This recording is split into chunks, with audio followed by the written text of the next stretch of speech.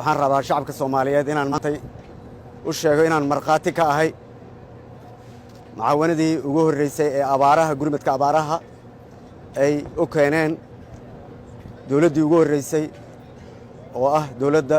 isku tagga Imaaraadka Carabta oo ka jawaabtay dalabkii ahaa in shacabka Soomaaliyeed ee abaaruhu ay culayska ba'an ku hayaan ugu soo gurmadaan waxaan rabaa halkan inaan ugu mahad celiyo waana soo gaartay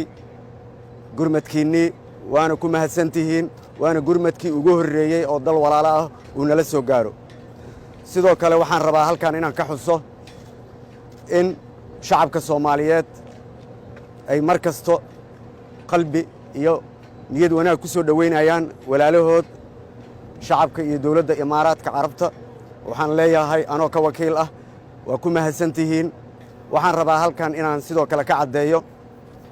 madmadowgiisoo kala dhex galay labada dal Soomaaliya iyo dawladda Imaaraadka Carabta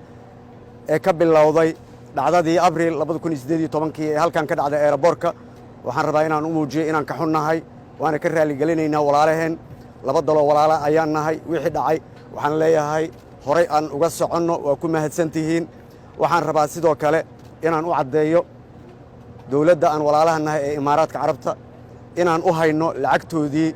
xilligaas laga qabtay waxaan u sheegayaa ka xukuumad ahaan inaan diyaar u nahay inay qaadan karaan xilli kasto oo ay diyaar u yihiin waana soo dhaweynaynaa wixii dhacayna waa idinka raali gelinaynaa bog cusub aan bilowno sidoo kale dawladda Imaaraadka waxaan u sheegayaa iyo shacabkeeda in aan bilowno siday haddaba u bilaabeen bog cusub oo walaaltanimo saaxiibtanimo ah oo uu ugu horeeyay uu culeyskeeda uu bilaabay Sheekh Saayid bin Sultan Al Nahyan Allah naxariistii janno siiyo oo ahaa aabihii furay ee Imaaraadka ee xiriirka weyn la lahaa Soomaaliya marka waxaan leeyahay soo dhawaada mar kale sidoo kale waxaan leeyahay shacabka Soomaaliyeed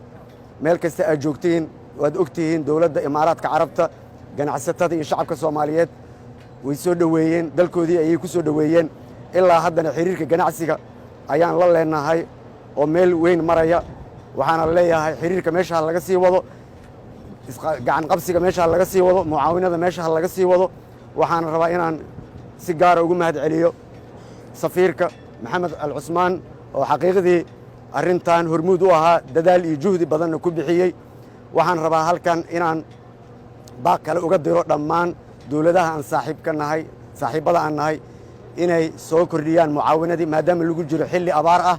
dalkan uu ku jiro xilli jiilaal ah dawladda Imaaraadka way noo bilowday sida walaalaheen Imaaraadka Carabta noogu soo gurmada waxaan kaloo leeyahay dalka xilli adag ku jira xilli abaar ku jira doorashadina waa lagu jira waxaan leenahay doorashaha violent iyo dib iyo carqalad iyo dagaalna ma doonayno shacabka Soomaaliyeed waxaan leeyahay doorashaha loo diyaar garoobo kuwa waxa xun ku fikirayana waxaan leeyahay ka waantooba doorashaha la aado violent-na mar nabad ayaan rabnaa